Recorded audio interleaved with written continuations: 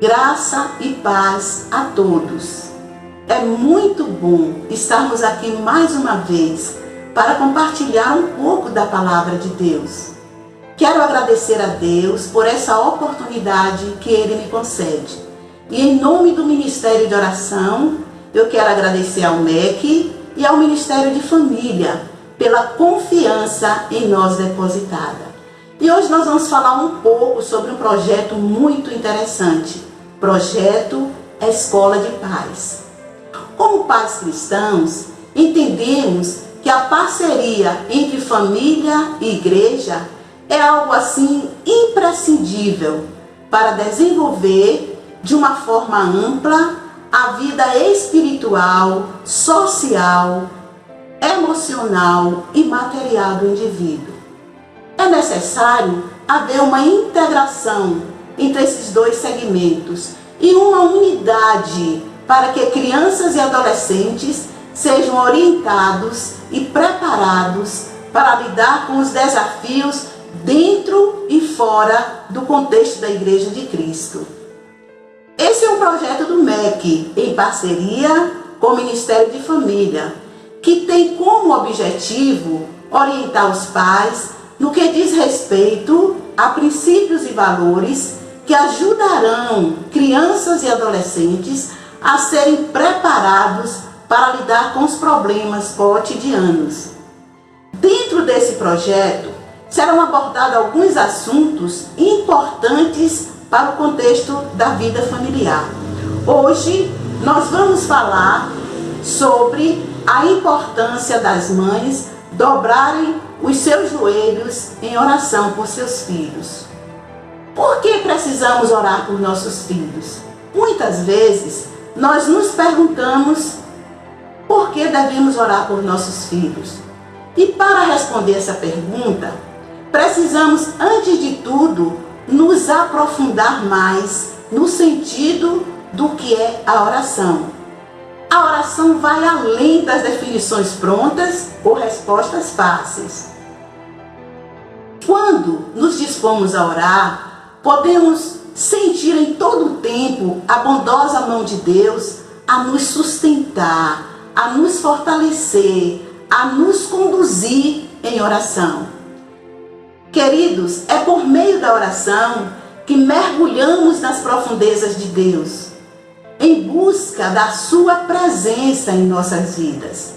Em Tiago 4:8, a palavra de Deus nos diz assim: chegai-vos a Deus e Ele se chegará a vós. Se observarmos o que Tiago quer nos dizer, vamos entender que para Deus se aproximar de nós, se faz necessário que nos aproximemos dele. Deus está à procura de mães que cada vez mais se aproximem do grandioso Pai e não desistam de orar por seus filhos. Queridas, o caminho da oração, muito embora glorioso, não é fácil. Não é fácil de ser percorrido. Muitas mães se propõem a ter uma vida fervorosa e intensa de oração e acabam desistindo por não perseverar até receber a resposta de Deus. Eu vejo assim que às vezes nós somos imediatistas, eu sempre falo isso.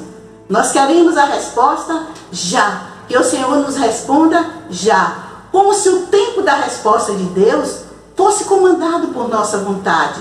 E desistimos de orar por aquilo que buscamos do Senhor. Por isso, eu volto a repetir: Deus está à procura de mães que não desistam de dobrar os seus joelhos em oração por seus filhos.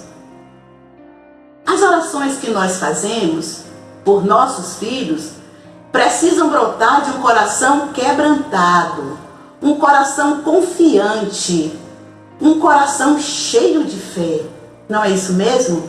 Hebreus 11:6 nos diz que sem fé ninguém pode agradar a Deus, porque é necessário que aquele que se aproxima de Deus creia que Ele existe. Por isso precisamos ser movidos por essa fé. A nossa fé não pode ser uma fé vazia, uma fé superficial, de forma nenhuma. A Bíblia nos relata a história de uma mulher que teve uma atitude de uma grande fé diante do Senhor. A mulher Ciro-fenícia. Eu creio que todas as pessoas que leem a Bíblia conhecem essa história. Aquela mulher se apresentou a Jesus para clamar por sua filha. Ela era uma gentia, ela era uma estrangeira, mas no auge da sua angústia, da sua aflição, ela vai até Jesus para buscar dele a libertação para sua filha. Veja o que aquela mulher queria.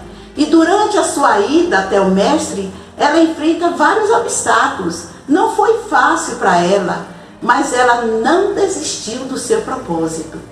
A perseverança daquela mulher foi surpreendente.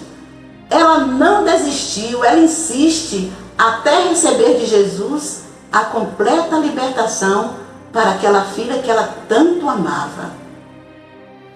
Será que, como mães que somos, temos sido persistentes nas nossas orações para vermos os nossos filhos salvos?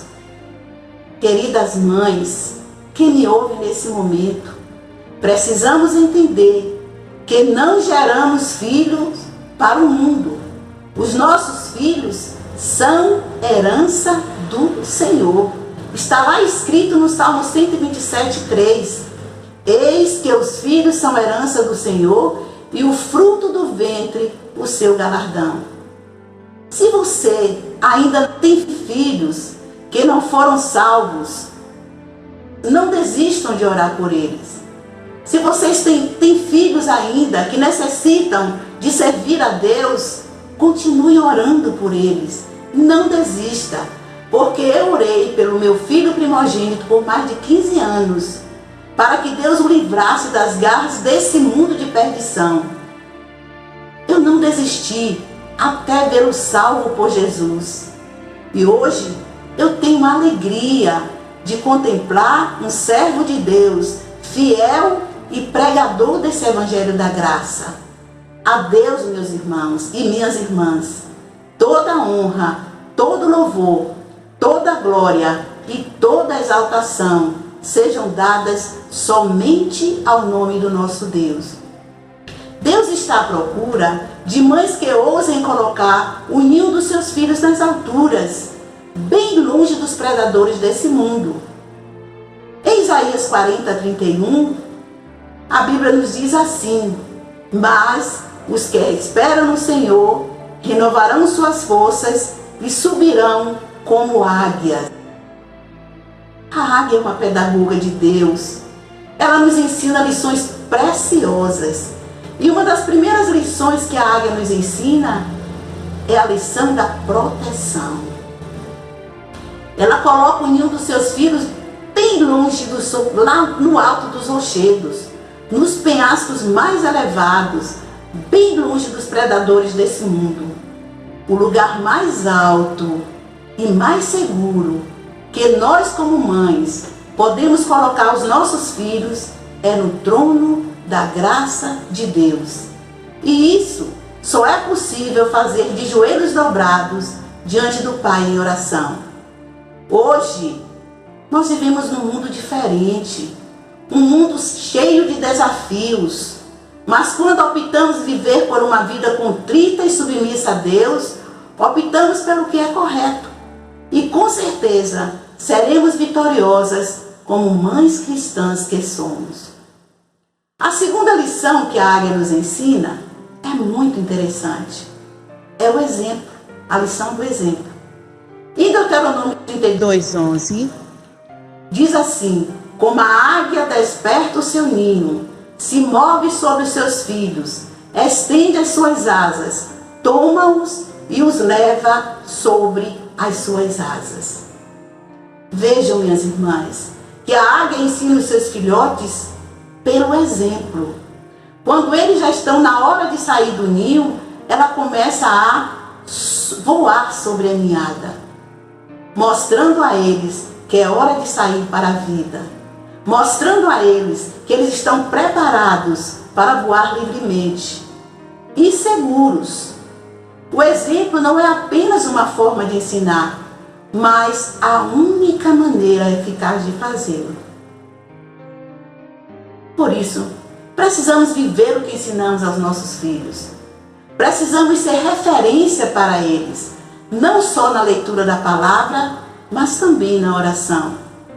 Eu não posso dizer a meu filho, leia a Bíblia, se eu não separo um tempo para ler a Bíblia com ele. Eu não posso dizer ao meu filho ou à minha filha que seja um homem ou uma mulher de oração, se eu não oro por ele e com ele. Não é assim? Eu preciso fazer com que o meu filho viva aquilo que eu faço. Vamos ensiná-los a viver pela fé. Vamos ensiná-los a viver pela confiança em Deus. E não vamos desistir de orar por eles. Não vamos perder a esperança até vermos os nossos filhos de pé, servindo a Deus com alegria e fidelidade. Lembrem-se, minhas irmãs, lembrem-se sempre disso, porque eu também tenho que me lembrar desta frase, desse tema, tão importante que o MEC nos entregou para que falasse dele. Mães de joelhos, filhos de pé. Vamos nos lembrar disso. Que Deus nos abençoe.